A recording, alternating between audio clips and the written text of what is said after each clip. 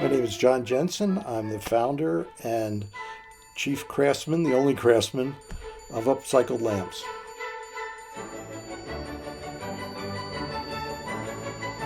I'd say it's probably close to 550.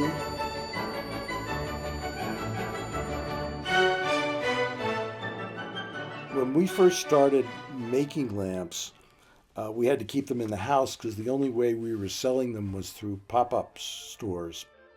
And so we would get to the point where there would be 50 or 60 lamps around the house.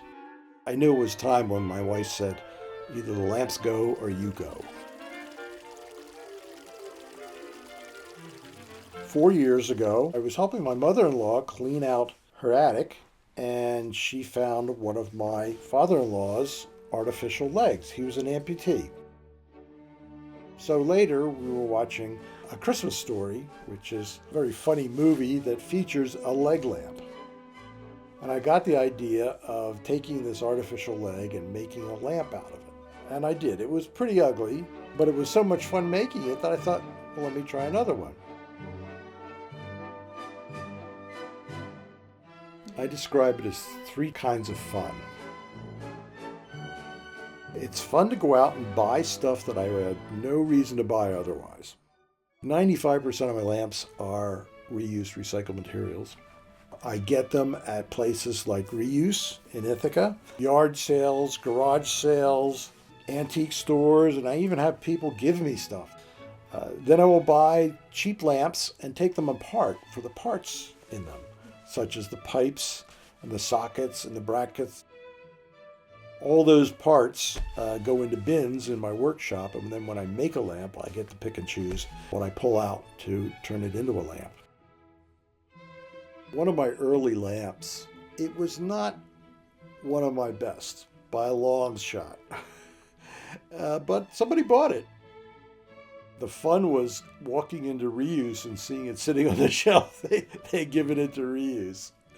And some artists would be offended by that, but no, I got a kick out of it because people they buy stuff and they get rid of it, and I'd rather see it in Reuse than it disappear into a landfill somewhere. If somebody else buys it, well, then it's getting used all over again. The second is when I put a lamp on the bench and start to work on it, and just the challenge of how do I do this? And the skills, tricks I've learned over the years of how to do it and getting better at it.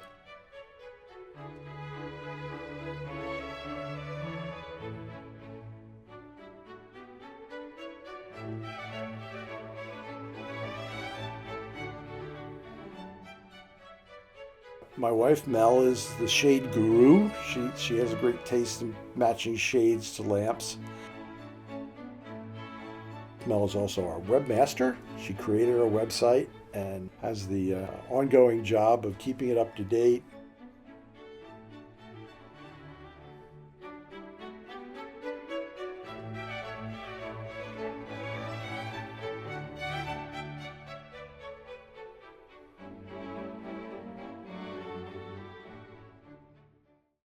And then the third kind of fun, which was sort of a surprise, was selling lamps.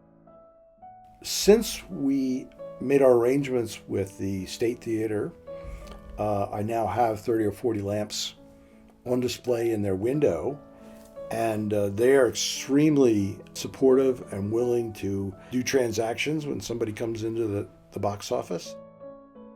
We give 25% of the sale of every lamp to the State Theater, which is a nonprofit organization. Just to see people come in and the look of delight on their face when they see a toy they maybe had as a child turn into a lamp. And often people who buy a lamp will tell me a story. They'll say, oh, my daughter really loves giraffes, and you know, so that's why I'm buying the giraffe lamp. Or one woman bought a movie projector lamp and said, yes, we have a viewing room, theater room in our house. We have no lights down there, and so this is going to be a perfect addition to our theater room. Everyone is always so supportive. I had one guy tell me, he said, I changed my route walking through downtown Ithaca just to go by that window where you have your lamps, just to see what new and different lamps you have in it.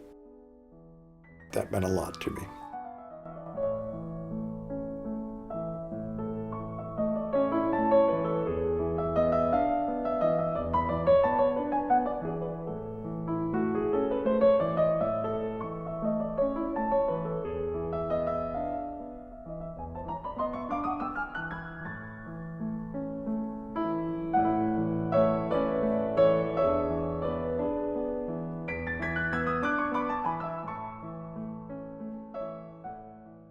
Alexa, play Soulfire.